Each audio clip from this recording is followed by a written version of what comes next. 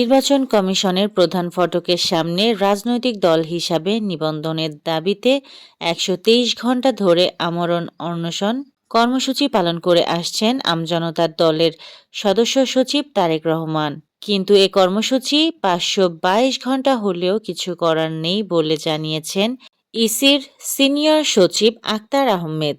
রোববার নির্বাচন কমিশন সচিবালয়ে গণমাধ্যমকে তিনি একথা বলেন।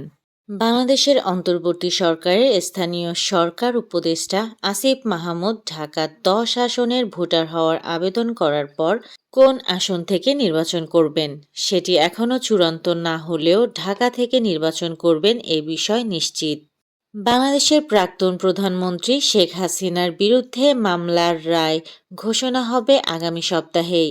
আগামী বৃহস্পতিবার হাসিনাসহ ৩ জনের বিরুদ্ধে মানবতা বিরোধী মামলার রায় ঘোষণা হবে।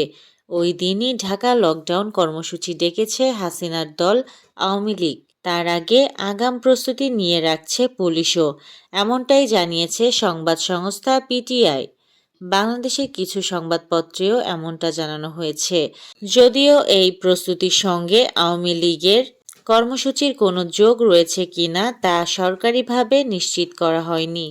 স্বরাষ্ট্র উপদেষ্টা lieutenant general of Mohammad Jahangir Alam Chowdhury বলেছেন, ১৩ই নভেম্বর ঢাকা লকডাউন নিয়ে কোনো ধরনের শঙ্কা নেই।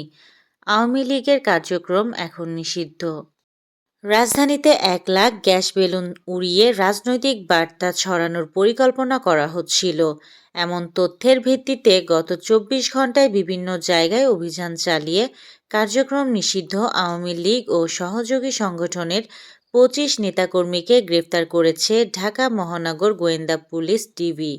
এবার পাকিস্তানের সিনেটে বিতর্কিত সংশোধনী বিল তড়িঘড়ি পাশের উদ্যোগ, বিরোধীদের প্রতিবাদ। যুক্তরাষ্ট্রের দ্বিতীয় দিনে ১৪০০ ফ্লাইট বাতিল এবং ৬,০০০ ফ্লাইটে দেরি। খুলনায় রাজশাহীর বিপক্ষে ৫ উইকেট নিয়েছে বরিশালের অধিনায়ক তানভীর ইসলাম। বাংলাদেশ জাতীয় দলে খেলা এই বাঁহাতি স্পিনার ১০২ রানে নিয়েছে ৫ উইকেট। প্রথম ইনিংসে ২৩৫ রানে অল আউট হওয়া রাজশাহী ২৩ রানে লিড পায়। দ্বিতীয় ইনিংসে ১ উইকেটে ২২ রান তুলে দ্বিতীয় দিন শেষে ব্যবধানটাকে ১ রানে নামিয়ে এনেছে বরিশাল। আগামী ১৩ নভেম্বর নেপাল ও ১৮ নভেম্বর ভারতের বিপক্ষে ম্যাচ খেলবে বাংলাদেশ জাতীয় ফুটবল দল। দুটি ম্যাচই অনুষ্ঠিত হবে ঢাকার জাতীয় স্টেডিয়ামে। এই ছিল আজকের শীর্ষ সংবাদ। ছিলাম আমি ইয়াসমিন আক্তার, সুরমা টিভি 24।